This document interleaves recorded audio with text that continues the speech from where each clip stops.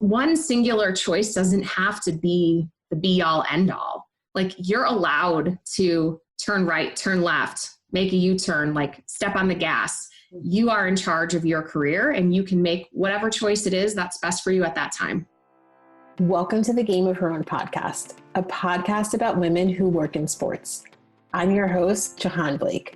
After 15 years of working for 3 major league teams, including the Boston Red Sox, Los Angeles Dodgers, and the Chicago Cubs, I discovered the one thing I loved the most was helping women in sports shatter glass ceilings and take their seat at the table. I loved it so much that I made a business out of it. I have the honor of coaching high-performing women in the sports and entertainment industry and supporting them as they go after exactly what they want in their career. So if you are feeling tired of waiting on the sidelines, done being overlooked for promotions, and you're ready to pull ahead of the pack and take your career to the next level, girl, I'm here for it. I also created the Game of Her Own podcast to support you as well. We are here to share the stories of incredible women who work in sports and entertainment. These leaders and trailblazers will inspire you with their success and the lessons they've learned along the way to the top. Ladies, there is nothing like women empowering women. I am so honored you're here. Since I started sharing my journey on Instagram, I've met some incredible women. Some have become my clients, some are super supporters, and some have become friends. My next guest is both a supporter of my work and she's become a friend. The thing is, I brought her on as a guest because I'm also a super supporter of the incredible work that she is doing. Emily Jaenson is the general manager for the Reno Aces, the AAA affiliate for the Arizona Diamondbacks. Get this, she is the first female in almost 20 years to earn the role of GM in AAA baseball. She also has a wonderful podcast, Leadership is Female, where she focuses on influential women in the sports industry as well. I was honored to be a recent guest on her show. I will link to it in the show notes if you want to check it out. But this isn't about me. This is about Emily and her incredible journey. I can't wait for you to hear our conversation. Emily drops some fantastic advice about failure, maternity leave, having a non-linear journey, and choosing the path that makes the most sense for you. All right, y'all ready? Let's do this. Emily, welcome to the Game of Her Own podcast. I am so glad you're here. I am pumped to be here. Thank you so much for asking me to be a part of it.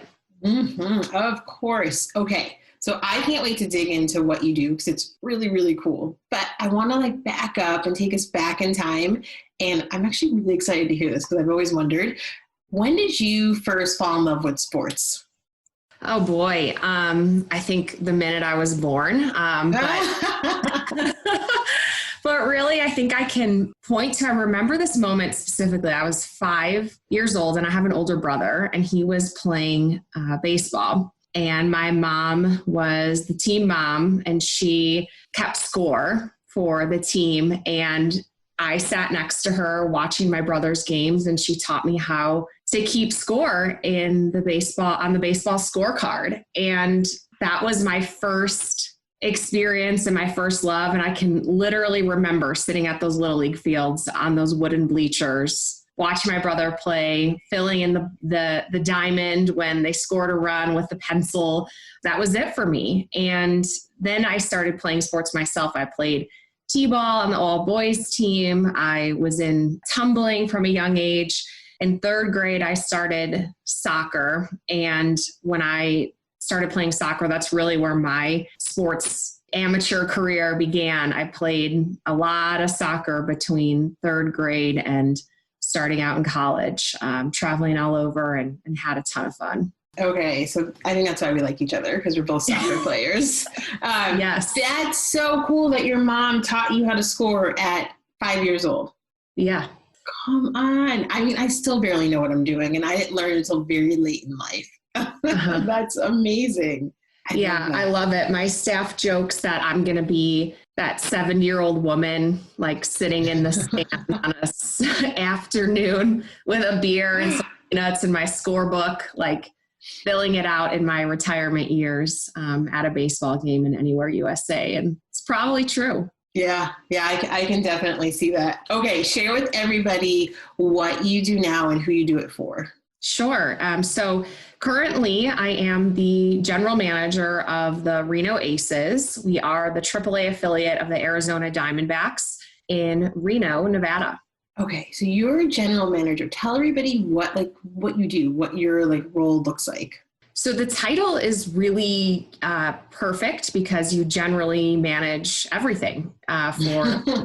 So for me, that's baseball operations. So it's our relationship with the Diamondbacks, our relationship with the league, making sure that our players are successful while they're in Reno and hopefully on their journey to the big leagues. The next piece of my job is really about the game experience. So when a fan comes to Greater Nevada Field, what can they expect? How can we deliver over-the-top, family-friendly, affordable fun for them all summer long? I also oversee marketing. In some ways, I function as a CMO in that role, overseeing our media buys and all of our spends and our campaigns for each season. Additionally, I'm a part of the corporate partnership team. I am a revenue producing leader, and that has really been an integral part of the success of my career. I also oversee merchandising and licensing and public relations and community efforts. Okay, so you have nothing going on. Nothing at all. That's an incredible big job. It is. It's a lot. And it's probably the most difficult part of my job is trying to find the best way to manage all of those areas of the business successfully. In some ways, you feel like you're juggling all of these balls in the air that are the different departments or the different initiatives of the club. And so having a great team underneath me is really important, and for them to be knowledgeable and to understand our goals and objectives. So that's really where those leadership skills come into play, and where I am constantly learning, listening, reading to improve those skills so that the team can be successful. Wow, talk more about that. So having a team, so you have probably a big team underneath you helping you execute all of your goals and objectives. And what's the hardest part about leading a team? So the team looks a little different in December 2020 than it did in January 2020, fortunately, having gone through a pandemic and ultimately a canceled season. So that's been really difficult this year. But sort of putting that aside and making this a more evergreen interview and not just talking about our dreaded enemy, COVID-19. The most challenging part about managing all those people and those departments is making sure that everybody feels seen and everybody feels heard, and that they are getting the time and attention from me that they need in order to be successful. So the way I do that is through meetings and meeting cadence, and that's something we've worked on a lot in our business.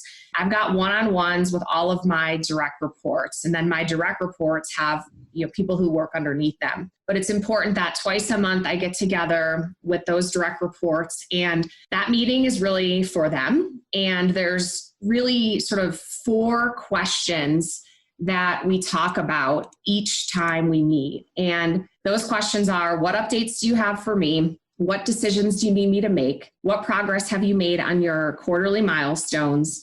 And then what problems are blocking your progress? And the updates, are the things that they would typically bring to a meeting. Like, hey, I've, done X, Y, and Z and made this type of progress. But the 2 questions that really are the most beneficial, I think, are: what decisions do you need me to make? Because if you send me an email, honestly, I'm not sure when I'm going to do all the things I need to do to answer that adequately, sign those contracts, get that funding. So if you bring all of that prepared to the meeting with me, chances are we can get that done in our 30-minute time block. And then the last question, what problems are blocking your progress, has really created an open dialogue. And I think, or I hope, really cut down on that back channeling and sort of water cooler talk. If it can be something like, Emily, the printer is always out of ink, and it's super frustrating because I'm trying to get to a meeting and I don't know how to replace the toner. It could be something like that, or it could be, about a specific person in the office that's interfering with their progress. It could really be anything. But I try to leave that space open for them to really feel comfortable in bringing any issues or things that are popping up that are really blocking their progress in the company. Yes, I love that. I literally just spent time with the group yesterday talking about always having FaceTime and having one-on-one with your bosses. And if they don't have it set up with you already, then you need to set it up immediately. Talk to me a little bit about, I'm going to like dig a little deeper here and get in the weeds, but talk about what your direct reports do well when they're coming to your weekly one-on-one. How are they like presenting themselves or presenting their roadblocks to you that helps you help them, if that makes sense? Yeah. So we also use Microsoft Teams, probably with the rest of the world right now, especially in this time. But we've got our meeting notes that are stored inside that Teams folder. And it's sort of a running document. And so we both put in some time ahead of time, making sure that there's some topics to discuss in the meeting. They typically lead, but I'll review so that I'm prepared as well. And then we can always look back and say, hey, you brought this up 3 weeks ago. Have you made any progress on it? You haven't given me an update in the last 2 weeks. Or, hey, we made a decision, or I made a decision to move forward with this product or this technology. Where are we at? So the documentation process is also really important because you need that reference to go back to in the past. And today, these digital tools are just incredible because we can share that page together and have access at the tip of our fingers right there in the meeting. Yes, I love the documentation. You should have just joined me on the webinar yesterday. We're saying the same stuff. I love it. Okay, so I want to jump backwards for a second. I got excited because you started talking about teams, and I love talking about leading teams because it can be intimidating, but I don't think it has to. I think it could be as simple as having the one-on-one, and your 4 questions that you ask are are perfect. I wish that some of my past managers asked me those questions. Or when I was junior in my career, I wish I had enough why didn't I just tell them every single time? Why didn't I answer those questions for them, even if they didn't ask me? So I love those. But take us back a little bit. Did you always know you wanted to work in sports? Yes, but I had no idea how. So I started out at University of Illinois, and I was a pre-physical therapy major because I thought that the key to getting into sports would be through medicine. So I was going to be a physical therapist or maybe a trainer. That's what I saw in the games. Besides the coaches, when you're watching sports on TV, you see the trainer run out to help an athlete when they're injured. And I'm like, all right, well, if I want to be sideline, I don't want to be a coach. Maybe the trainer is the right route. So anyway, I'm in my freshman year. I'm in chem, and literally the first week I learned everything. We went over everything I knew about chemistry that I had learned in high school. And I am not a real good science brain. I'm more creative. I'm more journalistic and English and editorial. I love that type of content. And so chem was not for me. And I ended up dropping the course. And I was like, crap, that is a prereq to PT. But let me think about this for a minute. I don't see myself spending hours in a lab. If I'm in a lab, I want to be in a computer lab, messing around on Photoshop, making something creative. So anyway, I pivoted to undecided and started to really think about how I could work in sports. And that's when I took an advertising class.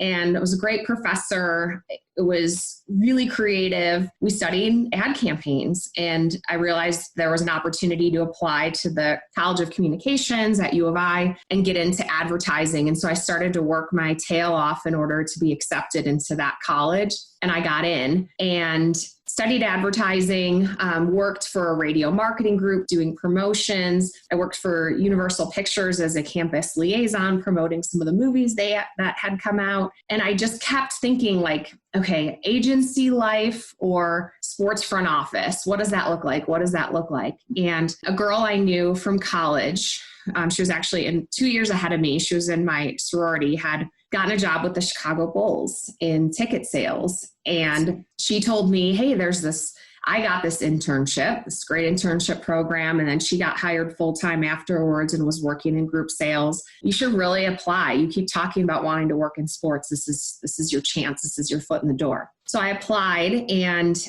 in that spring, I had gotten an offer from an advertising agency in Chicago. So salary, job, benefits, the whole thing. And then I was selected to be an intern for the Chicago Bulls, hourly rate plus commission after you hit a certain sales threshold. Right. Each 9 months, uncertainty, maybe not a job at the end of the tunnel. And I talked to myself and to my parents and said, I've got to give this a shot. And so I turned down certainty for uncertainty, and we'll take it from there. That's where I got my foot in the door. What? I didn't know you worked for the Bulls. That's amazing. Yeah, I did. Yes. That's fantastic. So that's how you got your first start in sports. Mm-hmm. Gosh. And then here you are a general manager. So talk to us about that journey from your internship to that climb, really, right? To becoming a general manager.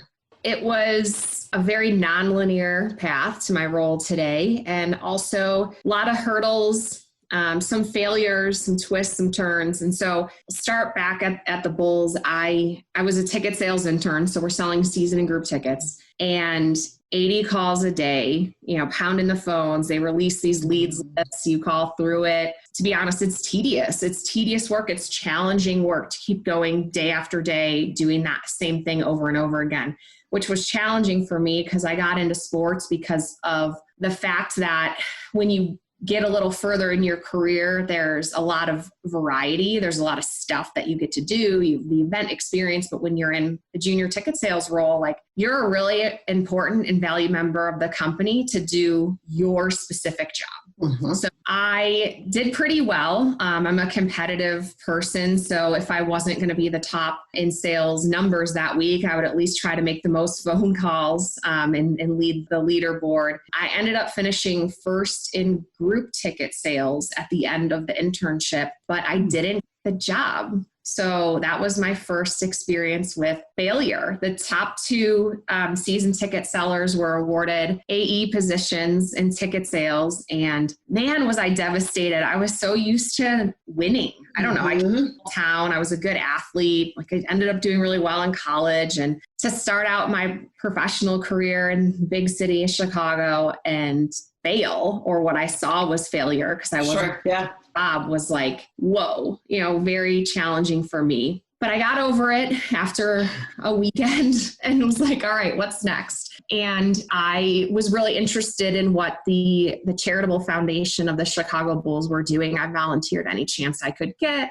And so I started to think like, what if I worked for a nonprofit? And I found Muscular Dystrophy Association Chicago, which is a major nonprofit in the city. And I applied for a fundraising role and I got the job. And the neat thing about it, I worked there for 3.5, almost 4 years, is that it was a small office with a big budget and my sales skills from the Bulls applied. And then I also got the chance to work on partnerships. So I started to understand like what a partnership meant, how to make it mutually beneficial. And for me, I was selling like support this charity, like make it people. You didn't get a ticket at the end of the day or, photos at the big game. It was a different type of sale, but I really developed my sales skills, my pitching skills, my partnership skills. I made partnerships with the teams in Chicago while I was there. So I still got to work a little bit adjacent to sport in a small percentage of my job, but it ended up being a tremendous experience for me and really like the next layer in the cake of my career, so to speak. I got my, my sports sales, then I learned partnerships.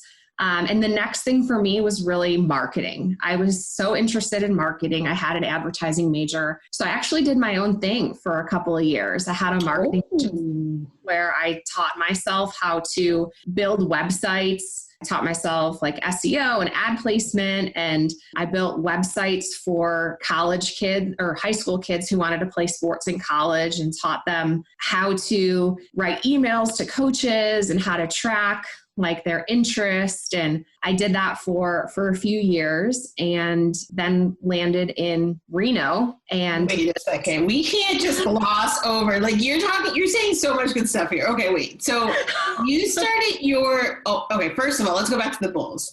Like I know your superpower is your competitive drive. So here you are like, all right, I'm doing really well. Got this internship, made this choice, and then they didn't hire me.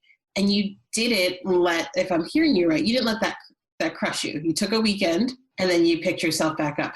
To give us just like a little sneak peek in how you kind of just bounced back from what you viewed at the time as failure. Yeah, I remember I was young. I was like 22 and I had a very emotional response initially. There were tears. I was 22, so I'm pretty sure I consumed some alcoholic beverages. So upset. I couldn't believe it. I was like texting everybody else in the group, like, how do you feel? What happened to you? Because there was like 12 or 14 of us who were interns at the time. And I remember by Sunday, I was like, oh my goodness, girl, pull yourself together. You have to think about what's the next opportunity. And you have to show up at work on Monday, because it wasn't like, internship ended and we weren't going to return. I had to show my face again, having not been chosen. And I have so many memories from that, like some good, some bad.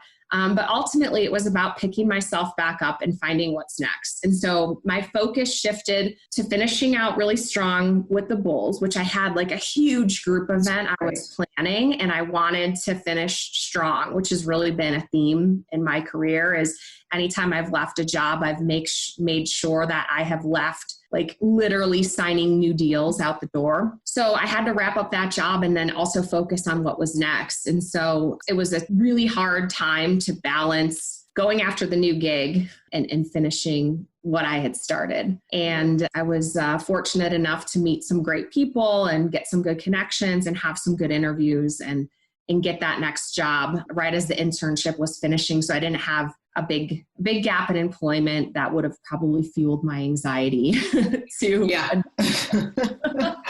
It sounds like, if I get this right, you were thinking about your future, not the past anymore. Like you took your weekend, you got probably a little tipsy, and then you were like, okay, I got bigger dreams. Like I have to move on. And I think the key there for those who are junior in their career, actually anybody, is just not burning bridges when things don't go your way. Because you could easily, and I've seen people do this, like easily just been so angry that they didn't choose you, that you kind of get a chip on your shoulder and everyone starts to notice. Yeah. And when I got the role of GM in 2018, I reached out to my old boss at the Bulls, Dave Dowd. He's still there.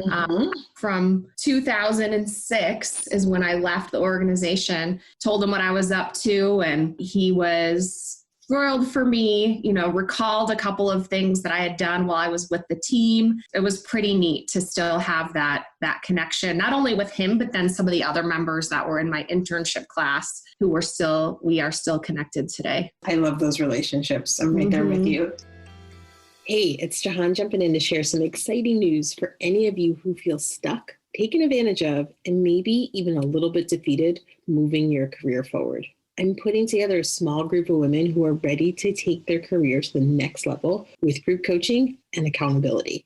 After 18 years of working in the sports and entertainment industry, I know that it can be frustrating and emotionally draining as you try to take your career to the next level. And what makes you feel even more stuck? So many organizations don't give us the tools that we need to advance ourselves within an organization. I'm talking about skills like advocating for yourself, building your brand, navigating internal politics, and using your voice, all while being your authentic self. If you run into situations where you're feeling dismissed, sidelined, or passed over for opportunities, I want you to join us. Our group starts on February 23rd. Go to jahanblake.com to learn more. I'm on a mission to make sure other women in the sports industry do not have to go at it alone. If you are ready to build a strong personal and executive brand, advocate for yourself without feeling like you're bragging, boldly use your voice to influence others, and be a change agent as you speak truth to power, let's chat and see if my group coaching program is the right fit for you. Head on over to jahanblake.com to learn more. Or you can email me or text me or simply set up a 15-minute interest call to chat. I can't wait to hear from you. Okay, let's get back to the interview. So how did you find the courage, skipping to you starting your own business? How did you find the courage to do that? So you're still in your 20s at this point, right? Mm-hmm. And you decided to go out on your own. And I actually I hear that a lot from women right now, that they are like, I can't find what I want, so I'm just going to I'm going to create it myself and do it on my own. So how did you get that courage? It was I had some help. So there were some other people in my life who were doing similar things. And I was like, I want to try this too. So I still do that today. Like, there's so much available to support you, even, people and even people you don't know, through podcasts and books and social media. Like, following and gaining support from the right people can help to give you that courage. So I always say that today, like, let the loudest voices around you that are, you might not know, but that are fueling the world with good thoughts. Like, you can do it. Yes, you can. Here's a voice of inspiration. Here's an example of somebody who succeeded.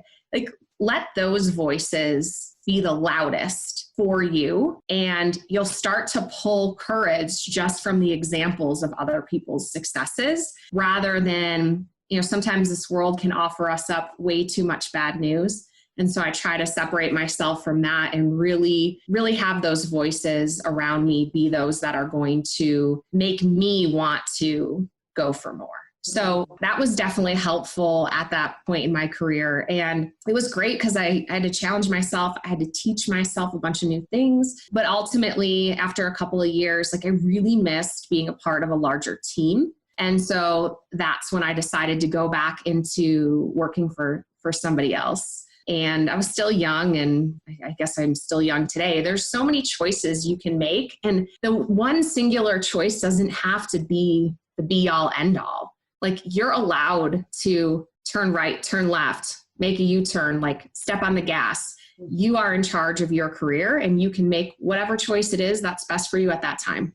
That's great. And I love that you said you were teaching yourself new things. And I'm imagining, right, you and your competitive drive, right, you're a total boss. So I'm imagining you're not even letting that mess with your head, for lack of a better phrase. Like, sometimes people are like, oh, I have to teach myself something new. And they think something's wrong with them because they didn't know how to do something, right? Like, I should already know how to do this. Like, I love that you were teaching yourself new things, because how else are you going to grow? Mm-hmm. Exactly. There's so much to learn in this world. You can never know enough. And the beauty is there are free resources all over the internet. I mean, just go to YouTube. It's how I taught myself how to use WordPress. There's free courses put together by Google to teach you how to place advertisements. Same thing with Facebook. Like, you can get those certifications. And then there's the next level where you can pay experts or pay people who've had success in the arena you want to enter and get their cliff notes, which I also think is totally worth it. If you can lean on and invest a little bit on learning how to do something new from somebody who's done it,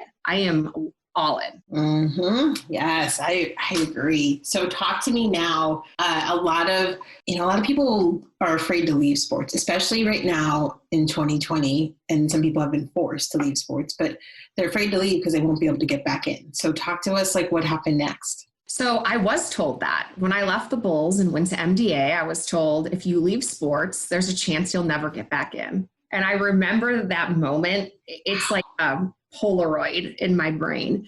And I was like, you don't know me. Yes. I want to get back in. Yes. I will find a way to get back in. And that's where this opportunity came to life. And I'll tell you, Jahaan, the opportunity when I first started with the Aces was not perfect. It was a step back in order to take a step forward. So my first offer from them was to be an account executive in corporate sales. And by this point in time, I had 8 years experience in the workforce. And, when we post that job, it's like 2 to 3 years experience in sales is what they want. But my experience was not all in sports. I had done a lot of things, but I could sell my experience in order to earn that role. And I wanted a bigger title. I had been a director before, and I was stepping back to be an AE. And I decided this is not perfect, but I'm going to make this into what I want it to be through my hard work and my efforts. They don't know me from the next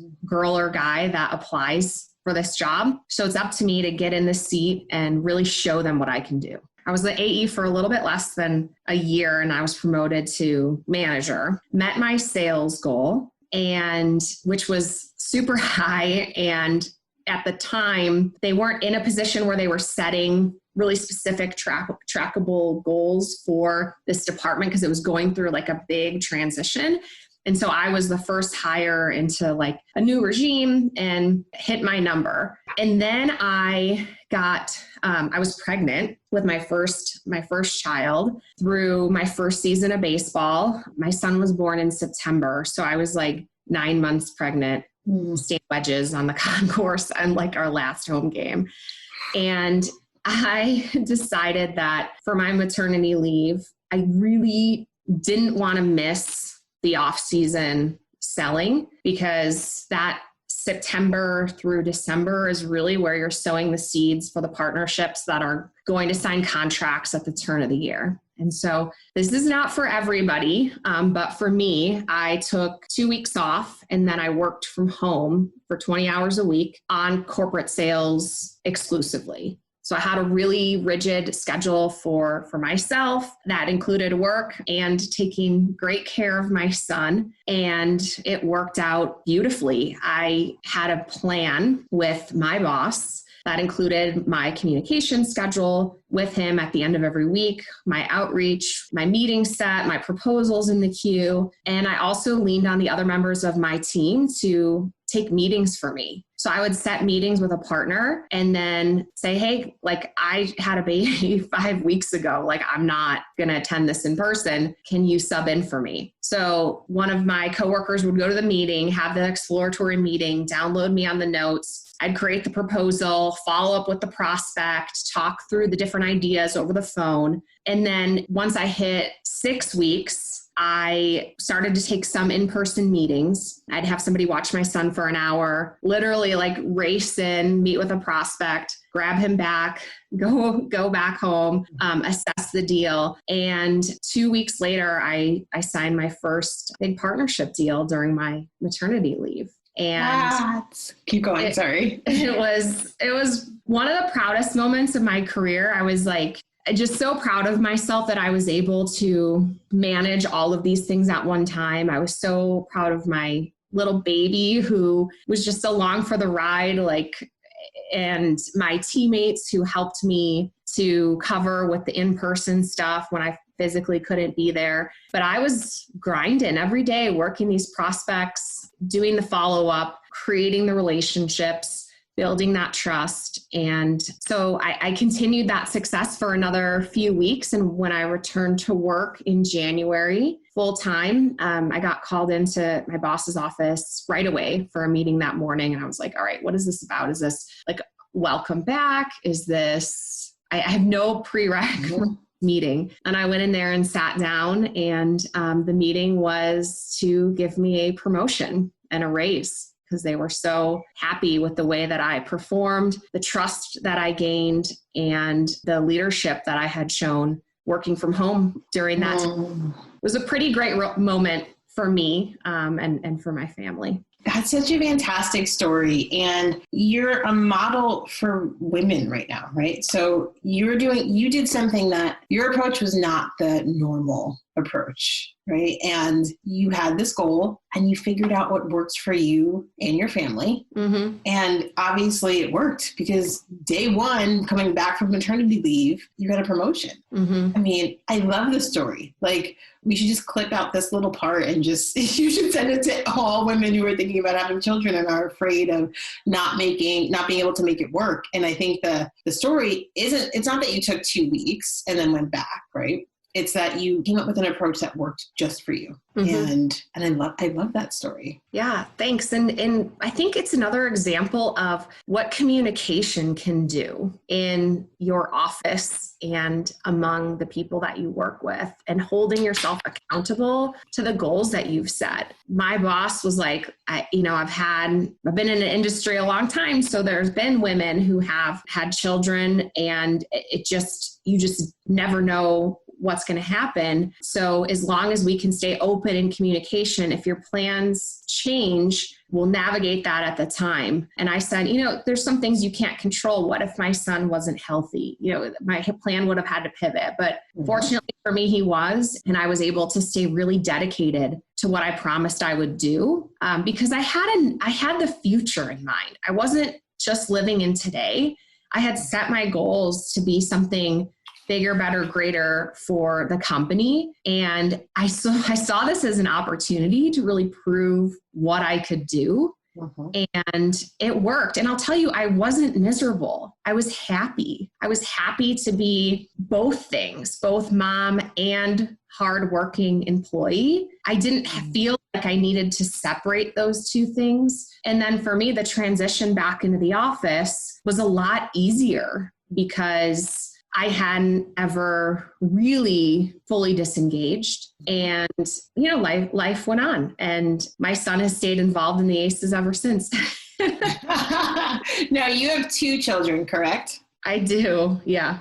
Can I be nosy and ask what your approach was for your second child? Yeah. So my second son was born when I was living in Houston. So after 2.5 years with the Aces, I left the team because my husband had been in the military and was provided a really neat opportunity in Texas after he ended his active duty service. And it was my time, I wanted to support him in that transition. And so even though my career was really on a fast trajectory, I had earned that vice president role at the Aces. I was overseeing the company. I thought, hey, let's do this. Let's take on this next challenge. So we landed in Houston, and I started networking immediately, and I got a great opportunity to be a contractor for the Harris County Houston Sports Authority as their director of sales and work on a bunch of different events. And then I was pregnant with my second son. And I remember going in to talk to Jaenson.The, who's still the CEO and an absolutely fabulous woman, still a mentor of mine through admiration. She's a complete dynamo. And she has 4 children who are now grown, navigated this incredible career. Like, she was such a role model for me. So I went in to tell her that I was pregnant, and, after her congratulations, she's like, okay, so, what do you want to do? Do you want to step back out of this role? Like, we'd welcome to rehire you as a contractor at the time. And I was like, no, I want to work through it. Here's what I did before. And so I took 2 weeks off, and then I worked from home for another 3 months, and then put my son in a great childcare facility and went back to work. And I have a screenshot saved on my phone of an email I got from Janice. I was in the hospital. This story makes me sound crazy, but I had got an email from a sponsor who I had been working for a while about partnering on this event. And I was in the hospital, and I was, going through my phone and checking some things. Anders was sleeping, and I saw this email from this partner, and they were ready to meet because they were ready to talk like terms of the deal. And I was like, oh my gosh, what am I going to do? And my mother-in-law was coming in to meet the baby in 2 weeks. And so I called her, and I was like, hey, when you're in town, which was literally like 10 days out of the hospital, would you be comfortable watching Anders for like an hour or 2 if I have to run out and like do an errand? She was like, of course. No big deal. I can watch the baby. So I replied to the partner, and Janice is copied on this email. And I was like, hey, I can meet you 10 days from today. Set the time. And I went on a sponsorship meeting when my son was 10 days old. I probably sound crazy, but I met with them. They loved the pitch. I ended up telling them like my situation, and they were like, man, if you're willing to work this hard to get us the deal. Like, dang, this is going to be a great partnership. So anyway, Janice was like, I cannot believe you are setting meetings from the hospital. You are an absolute champ.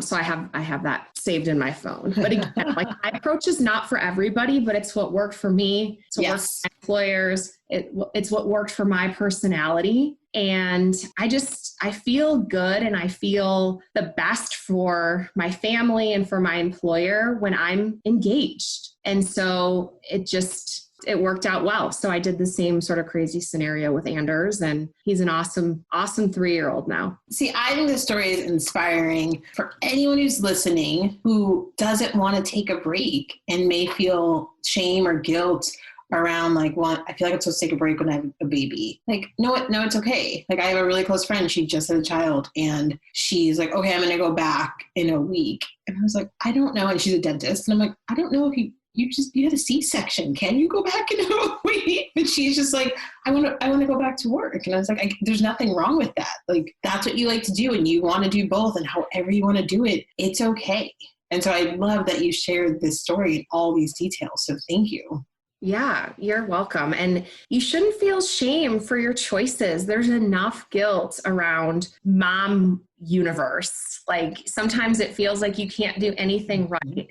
Everybody's judging you no matter what way you turn. But ultimately, you have to focus on what's best for you and then what's best for your family. Because it is really, really, really true that you have to love yourself and take care of yourself first. And that's how you can best show up for everybody else in your life. If you're constantly just dishing yourself out, cutting yourself into pieces for everyone else, there's nothing left for you to give or to grow. And so for me, making sure that I'm asking myself those questions, what's important to me? What's going to make me happy? Those are really important questions because it's going to allow me to be the best I can be for the people that I really care about in my life. Mm-hmm.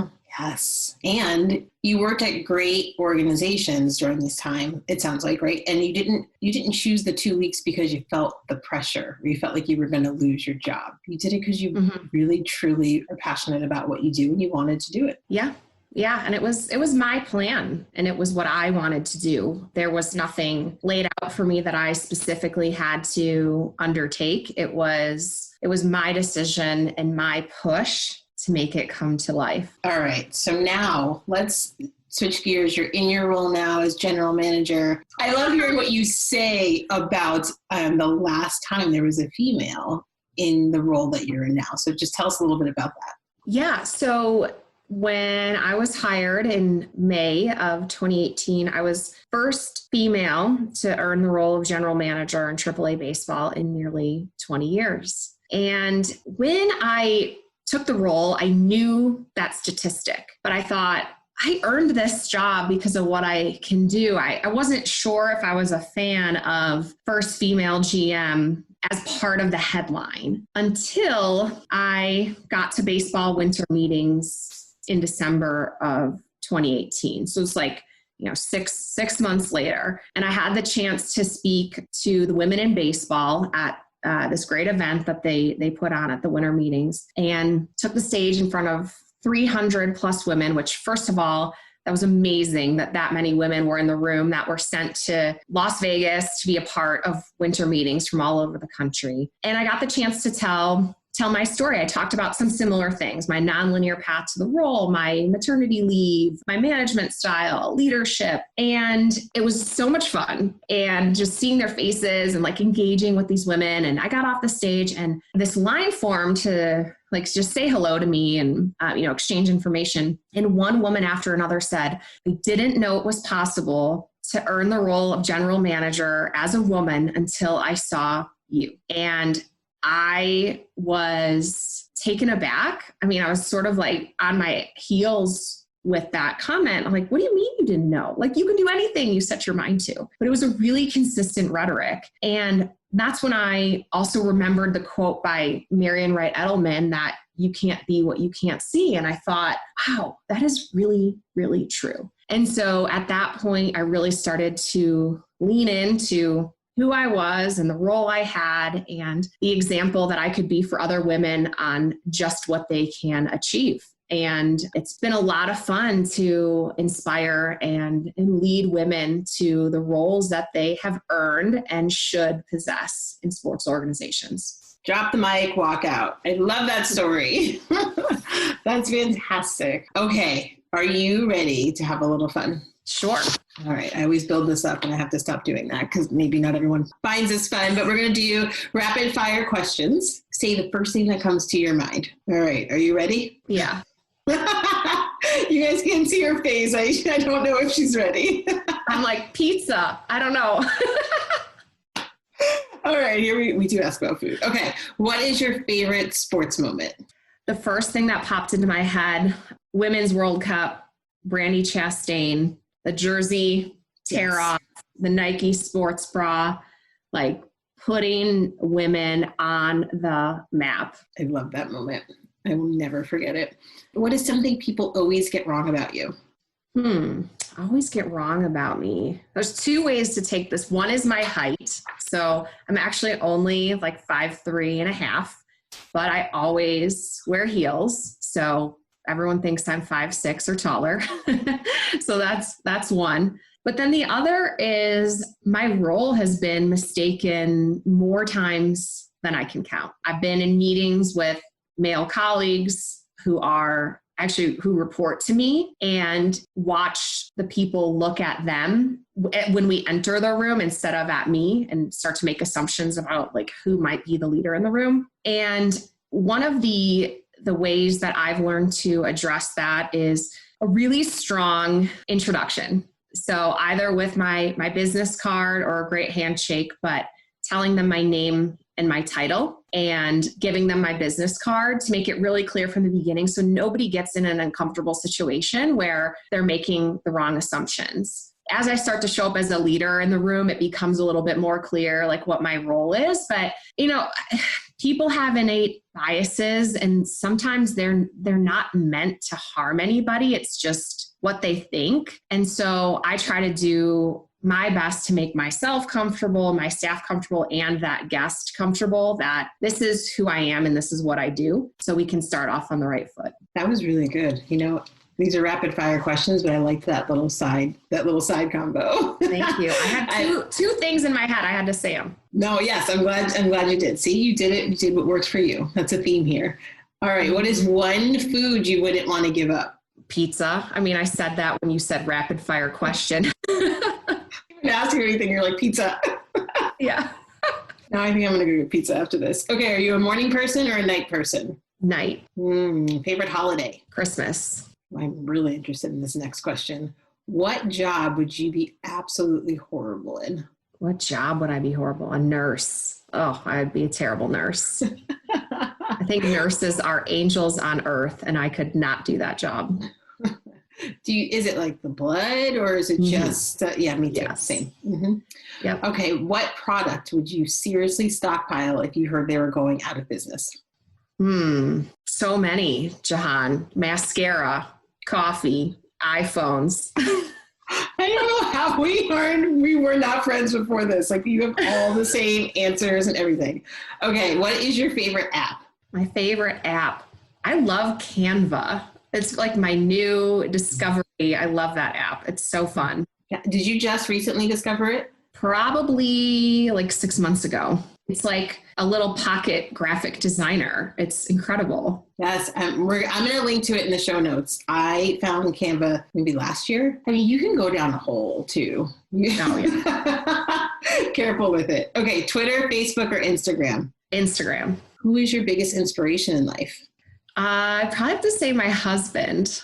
And I have to say that because he, not to be super sappy or whatever, because it's not a sappy answer. He pushes me to be my best every day. Oh, I love that. Mm-hmm. Okay. Sorry. I'm like getting lost in your answers. Okay. As a child, what did you wish to become when you grew up? Well, depending on if it was the Winter or Summer Olympics, I wanted to be an Olympic gymnast or an Olympic ice skater. Oh, I love it. Okay, so finish this sentence. The future of women working in sports is? Female. Leadership is female. and there is room at the table for all the hardworking, talented, smart, curious women out there. And leadership is female. Tell us more about that title. Yeah, so that's the title of my podcast. I've started this summer, and the podcast is all about interviewing and elevating successful women in sports, sharing all the tips, the successes, the failures, the advice, so that we can lead her forward. Love it. People who are listening can listen to your podcast, and how could they get in touch with you? Yeah, best way to get in touch with me first is probably Instagram at Emily Jaenson, and the last name's Jaenson. And then second, LinkedIn. But really, Instagram is probably, I'll respond quicker than the massive amount of LinkedIn messages to sift through, which I'm grateful for. But boy, oh boy. And the other thing is, like, Instagram is just, I'm a personal kind of girl. Like, I like to get to know people, and I think you can get a really great peek into who people are and ask smart questions by just spending a minute or two, like, on their profile. And so it's a really, I feel, genuine way to connect. Yes, I agree. And this has been a pleasure. Emily, thank you so much for joining us. Yeah, my pleasure, Jahaan. You are an inspiration to so many, and I'm so honored to be part of your podcast. So what did you think of this episode? Do you know another woman who works or is aspiring to work in sports? Would you do me a favor and share this with them? It would mean so much if together we could support and inspire other women on their journey. And let's stay connected. I love meeting and talking to new people. Follow me on Instagram at Jahaan and join the free Game of Her Own community by visiting jahanblake.com. I can't wait to meet you.